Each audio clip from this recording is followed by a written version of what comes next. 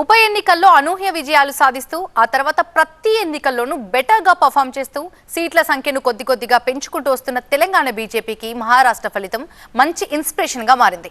పొరుగు రాష్ట్రంలో land slide victory కొట్టేశాం, ఇక్కడ కూడా మొదలెడదామా అంటూ ఉరకలెత్తుతోంది కమలం పార్టీ. తెలంగాణలో పాగా వేయటానికి మరోసారి ముహూర్తం పెట్టుకొని ఈసారి టార్గెట్ మిస్ అవ్వకూడదు అని స్టేట్మెంట్స్ కూడా ఇస్తోంది.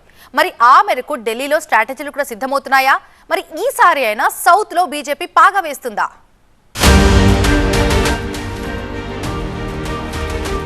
మహా విజయంతో కమల వికాసం, ఇదే ఊపుతో దక్షిణాది మీద గురి. BJP next target Telangana. 2028 ఎన్నికలే లక్ష్యంగా స్కెచ్లు. మహాఫలితం బీజేపీని ఉక్కిరి బిక్కిరి చేస్తోంది. ముఖ్యంగా తెలంగాణ కమలనాథుల్ని అప్రమత్తం చేస్తోంది. ఇప్పటికే సౌత్ పై గురిపెట్టిన ఢిల్లీ పెద్దలు తమ next target Telangana and Karnataka అని హింట్ కూడా ఇచ్చేశారు. రాష్ట్ర బీజేపీ యంత్రాంగం కూడా గెట్ సెట్ గో అంటోంది. తెలంగాణ రాష్ట్రం కాంగ్రెస్ పార్టీ ప్రభుత్వం మీరు ఇచ్చిన హామీలు నెరవేర్చారా లేకుంటే మహారాష్ట్ర ప్రజలు ఏ విధంగా తిరగబడుతున్నారో తెలంగాణ రాష్ట్రంలో కూడా ఈ తెలంగాణలోని కాంగ్రెస్ పార్టీ ప్రభుత్వం మీద తిరగబడే రోజులు అతి తక్కువ సమయంలో రాబోతున్నాయి. తెలంగాణలో అసెంబ్లీ ఎన్నికలకు ముందు మంచి ఊపు మీద ఉండేది కమలం పార్టీ. 3rd ప్లేస్ నుంచి లాంగ్ జంప్ చేసి ఫస్ట్ ప్లేస్ కి చేరి పవర్ లోకి వచ్చేస్తాం అని కాన్ఫిడెన్స్ కూడా కనిపించింది. కానీ కర్ణాటక అసెంబ్లీ ఎన్నికల్లో ప్రతికూల వాతావరణం కనిపించింది. అధికారం కోల్పోవడంతో సౌత్ మీద బీజేపీకి పట్టు సడలినట్టయింది. అదే సమయంలో తెలంగాణ జనం మూడ్ మారింది. రాష్ట్ర బీజేపీలో వచ్చిన అభిప్రాయ భేదాల్ని తెలివిగా హ్యాండిల్ చేస్తూ హస్తం పార్టీ పుంజుకుంది, పవర్లోకి వచ్చింది. సహజంగానే బీజేపీ వెనుకబడిపోయింది. కానీ లోక్సభ ఎన్నికల్లో ఏకంగా 8 సీట్లు గెలుచుకోవడంతో మళ్లీ బీజేపీ గాడిలో పడింది. ఇప్పుడు మహారాష్ట్ర గెలుపు ఇచ్చిన ఊపుతో తెలంగాణపై బీజేపీ అధిష్టానం ఫోకస్ పెట్టే అవకాశం ఉంది.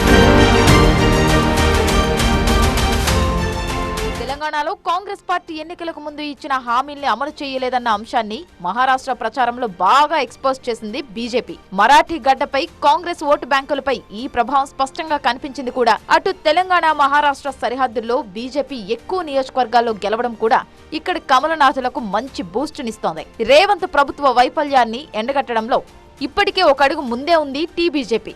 ధాన్యం కొనుగోలు కేంద్రాల్లో పర్యటనలు, మూసీ రివర్ బెడ్ లో రాత్రి నిద్ర లాంటి కార్యక్రమాలతో గేర్ మార్చేసింది. ఇదే దూకుడు మరింత పెంచాలని, టైట్ షెడ్యూల్ తో క్యాడర్ ని, లీడర్లని బిజీగా ఉంచాలని భావిస్తోంది కిషన్ రెడ్డి టీం.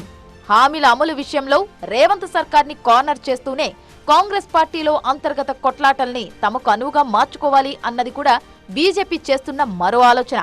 ఇచ్చిన హామీలు నెరవేర్చని తెలంగాణ కాంగ్రెస్ కి మహారాష్ట్రలో పట్టిన గతే పడుతుందని జోస్యం చెబుతోంది టీబీజేపీ. 4,000 రూపాయలు ఆసరా పెన్షన్ చేయడానికి పైసలు లేవంటారు, ఉద్యోగస్తుల 5 డిఏలు చేయడానికి పెన్షన్ పైసలు లేవంటారు. కానీ ఇక్కడ కోట్ల రూపాయలు తీసుకుపోయి మహారాష్ట్రలో యాడ్ ఇచ్చారు. అన్ని అబద్ధాలు యాడ్స్ ఇచ్చారు. ఏమైనా యాడ్స్ ఇవ్వాలా? అన్ని తప్పుడు ప్రచారాలే. కాబట్టి ఈ గ్యారెంటీలను ఇచ్చిన 6 గ్యారెంటీలను అమలు చేస్తారా, చేయరా? చేయకుంటే ప్రజల తిరుగుబాటుకు ప్రభుత్వం సిద్ధంగా ఉండాలని చెప్పి మేము హెచ్చరిస్తున్నాం.